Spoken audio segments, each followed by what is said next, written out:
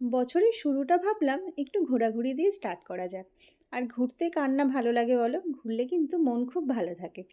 তো সেই কারণে আমরা 3 তারিখ চলে গেছিলাম সুন্দরবনে। তো দেখো, ভোর 4:30-র সময় ঠান্ডায় কাঁপতে কাঁপতে উঠে রেডি হয়ে সবাই মিলে চললাম সুন্দরবনের উদ্দেশ্যে। তো আমাদের 4:30-র সময় ট্রেন ছিল। এই দেখো, আমরা সবাই ট্রেনে উঠে পড়েছি। আর আমাদের কিন্তু চা আর বিস্কুট তখনই দিয়ে দিয়েছিল।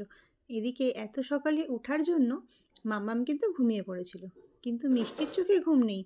দেখো, আমরা কিন্তু শিয়ালদা স্টেশন চলে এসেছি। এরপর শিয়ালদা থেকে ক্যানিংয়ের ট্রেন ধরে নেব। এদিকে মাম্মামের ঘুম ভেঙে গেছে, মাম্মাম আর মিষ্টি একটু খেলাধুলো করে নিল। আমরা দেখো ক্যানিং স্টেশন পৌঁছে গেছি। এখান থেকে আমরা যেই বাসে করে যাব, সেই বাসও আমাদের চলে এসেছে। তো সবাই মিলে বাসে খুব মজা করে করে আমরা চলে আসলাম গদখালি।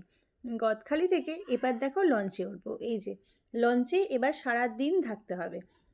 দেখো লঞ্চটা, আমি ফার্স্ট টাইম লঞ্চে উঠলাম। আমি আগে কোনোদিনও লঞ্চে উঠিনি। তারপর সুন্দরবনেও আমার ফার্স্ট টাইম যাওয়া, তাই ভাবলাম তোমাদের সঙ্গে একটু শেয়ার করি। এদিকে দেখো, আমরা সবাই মিলে লঞ্চে উঠে পড়েছি। মিষ্টি আর মাম্মাম তো খুব ওদের মজা হচ্ছিল। ওরা এতটা আনন্দ করেছে, মানে কি বলবো। এই দেখো, এরপরে আমাদের সকালের খাবারও দিয়ে দিল, জলখাবার। আর এই দিকে দেখো, দুখানা লজেন্স নিয়ে দুজনের মধ্যে কী কাণ্ডটাই না শুরু হয়েছে। আবার দিদুনকেও একটু খাইয়ে দিতে হবে লজেন্স। এরপর দেখো, আমাদের একটা স্পটে নামালো, সেটা হচ্ছে রবীন্দ্রনাথ ঠাকুরের বেকন বাংলো। তো যাই হোক, আমরা সেখানে টিকিট কেটে ঢুকে পড়লাম। ভেতরটা কিন্তু সত্যি খুবই সুন্দর। এরপর আমরা সবাই মিলে একটু ডাব খেয়ে গলাটা ভিজিয়ে নিলাম। আর এইদিকে দেখো, মাম্মাম আর মিষ্টি মিলে স্লিপ চড়তেই ব্যস্ত। এদিকে দেখো পরিবেশটা কি সুন্দর। আর এটা হচ্ছে রবীন্দ্রনাথ ঠাকুরের সেই বেকন বাংলো। তো যাই হোক, আমরা এরপর আবার লঞ্চে ফিরে আসলাম। ফিরে আসার পরে আমাদের পকোড়া দিল। খেয়ে দিয়ে আবার একটা স্পটে নামালো, বললো এখানে লোকনাথ বাবার একটা আশ্রম আছে, অনেক বছরের পুরনো। তো যাই হোক, আমরা সবাই মিলে সেখানে গেলাম। তো যেতে যেতে কদবেল মাখা দেখলাম। তো আমার তো খুব ভালো লাগে কদবেল মাখা খেতে, তো নিয়ে নিলাম একটা। এরপর দেখো, আমরা চলে আসলাম লোকনাথ বাবার সেই আশ্রমে। এটা সম্পূর্ণ দেখো মাটি দিয়ে তৈরি। দেখতে এত সুন্দর লাগছিল, মানে একটা না, মানে আলাদা একটা শান্তি শান্তি ফিল হচ্ছিল। তো এই দেখো ঠাকুরের মুখটা কি সুন্দর। এরপর মাম্মাম একটু টিপ পরে নিল। এরপর আমরা কিন্তু আবার সেই লঞ্চে ফিরে আসলাম।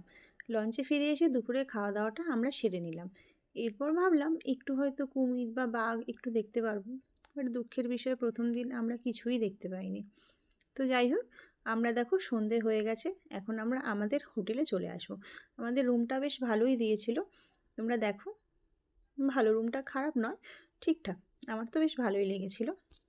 তো যাই হোক, রুমে এসে আমরা চেঞ্জ করে এই যে সন্ধেবেলা একটু বেরিয়ে পড়েছিলাম। কিছু কেনাকাটা ছিল, কারণ কোথাও ঘুরতে আসলে তো বাড়ির লোকের জন্য কিছু নিয়ে যেতেই হয় বলো। এরপর দেখো, আমরা রাতে ডিনার করতে চলে আসলাম। তো চলো, আজকের মতন টাটা। দেখা হচ্ছে নেক্সট ভিডিওতে। আর তোমাদের যদি আমার ভিডিও ভালো লাগে, অবশ্যই একটা লাইক করো।